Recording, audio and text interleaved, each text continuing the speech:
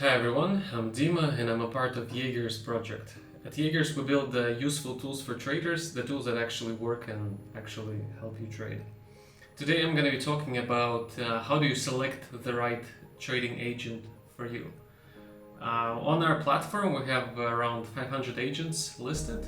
You can connect each and every one of those agents to your paper trading or live accounts, and I'm going to be showing you today the main criteria that you should be using to make that selection. Alright, let's dive in. So this is the platform called Yeagers, that's our main project. In order for you guys to sign up, you just go to yeagers.tech, click login, sign up, it's free, so feel free to join and explore around. Then you can go to AI Agent Catalog once you've done with the whole onboarding process, and you're going to be faced with a lot of agents, a lot of agents. You can scroll further and further and further and further and further, and it's 500 of them, so it's a big scroll. So how do you actually make a decision? How do you decide, do I want this agent or do I want another agent? And all the information that you really need in order to select, you can find when you click the connect button. Now let's actually go to paper trading. So we'll go to connect, and here you have all of the information that you will need in order to select the agent. We have statistics for live trading, meaning that these agents have been actually trading on real capital, and these are their live historical results, and the backtest results. So these are on simulation, on the backtest. Let's take a look at a few of those, and I'm gonna decipher which one means what, so to speak. So return ROI is basically how much % return they have made on live and backtest over the whole backtest period or live period. The runtime actually signifies that run period, so how many days they have been trading on live and how many days they were simulated on. So as you can see, this agent has been trading live for 426 days, which is like a year and something, and approximately the same for the backtest. So this is the total return. But if you only look at total return, you're going to be missing the entire picture of each agent's difference, how they differ and how they make decisions, and what's their total behavior. Do you even like this behavior?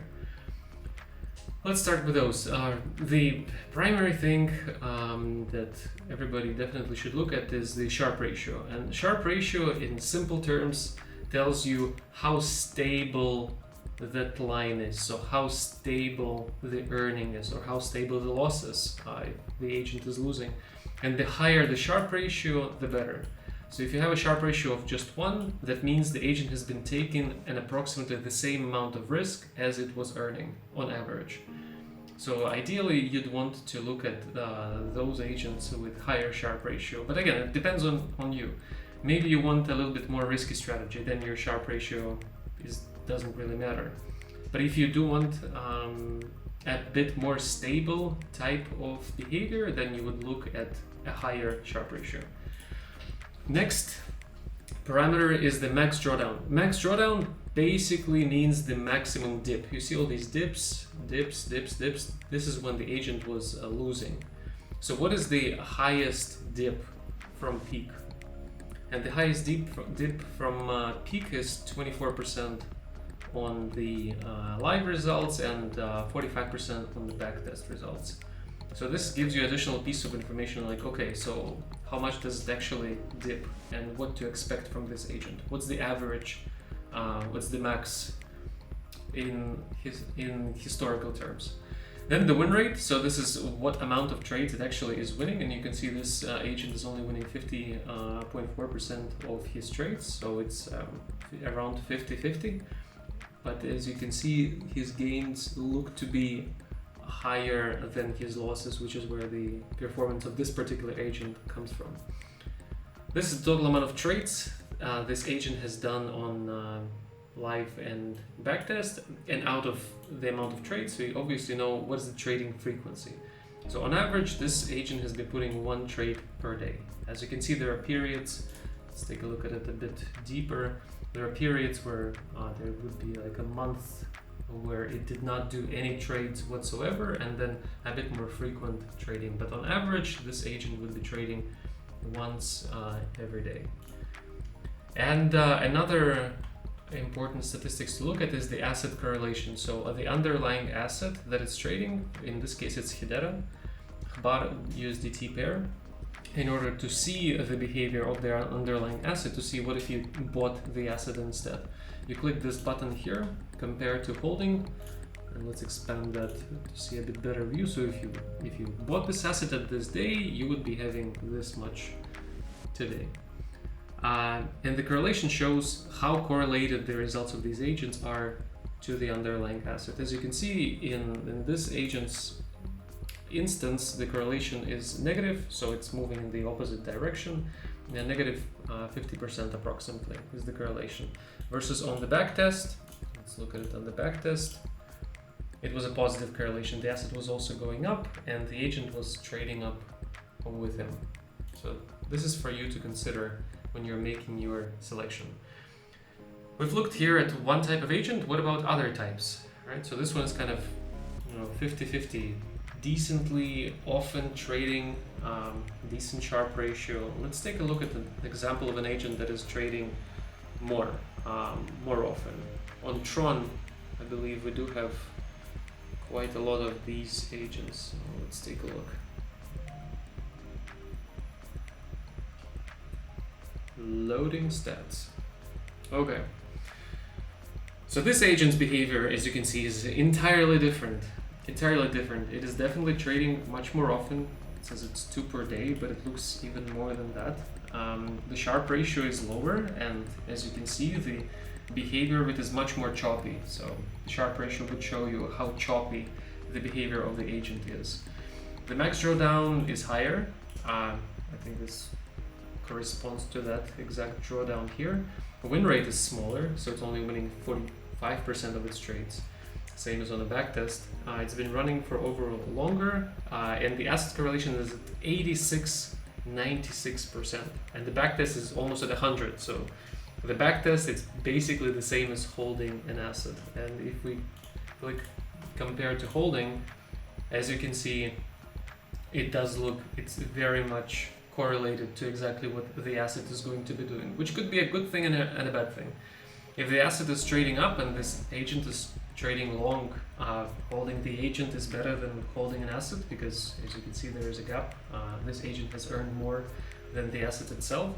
But on the way down, there would be the opposite case. So perhaps when you're making your selection, you might consider at which time would you like this agent to be activated and at which times you would like this agent to be deactivated. Let's choose another kind of extreme example. Let's filter by Sharpe ratio. Let's go to all assets and let's see what kind of really high Sharpe ratios we have. All right, so here we have a 2.51 Sharpe ratio, which is really good Sharpe ratio. And the behavior of this agent is again very different. Let's take a bit of a closer look. As you can see, it's very precise in terms of its decision making, but the kind of the payback from being that precise is that it does not trade that often at all. Let's look at this period. So it was 15th of October, right? 15th of October, and until March, it has done 0 trades. So if you're connecting this type of agent, do not expect it to do trades every day, because clearly it's just very selectively looking for those opportunities and then executing on them, but it will not be the agent that you will see results from, either positive or negative, on a daily basis. Yeah, let's look at other stats. Max drawdown is only 2.22%, win rate is close to 80%, runtime is around the same as the other ones. Only 59 trades in 418 days. So it's on average trading every 7 days. But again, it's on average, right? Because here it might have had many trades at the same time open, but it's very selective. So if you're gonna choose this one, prepare to be sitting for a long time until it makes a move. And that's it. I think this is quite enough of information for you guys to be able to make a decision. you might want to only select a really high probability of win agents, or it might be the opposite. You like the trending agents, which kind of go together with the asset, and it's going to be depending completely up to you on what kind of portfolio you're going to make. You might have those which are trading more often and those which are trading less often, and together they will comprise your portfolio. And the key here is really to launch a lot of agents, not just to launch one, but to launch a lot of them, and then you will see a lot of trades, and you will see the kind of P&L line developing more quickly. And the quicker you get the data, the quicker you can make the next decision. Are you deactivating? Are you adding more? Are you adding less? Are you changing some of the parameters? All of this should help you in making your decision. And as a last thing, I want to tell you, so we really want to build this thing with a community. So if you guys have any suggestions, you want something to be built, actually do write to us to support at Yeagers.tech, and we are very likely to build whatever you propose, unless it's something not very useful for the other people. If you want APIs or you want additional functionality here to the platform, you just do text us.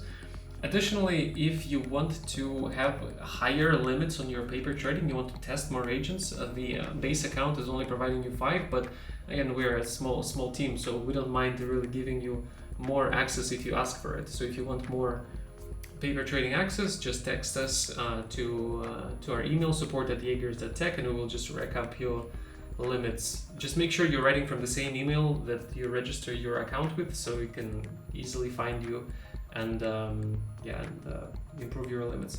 Also, at the end of each video, I'm giving a coupon code. Before I said I'm gonna do it at the beginning, now I'm gonna place it here.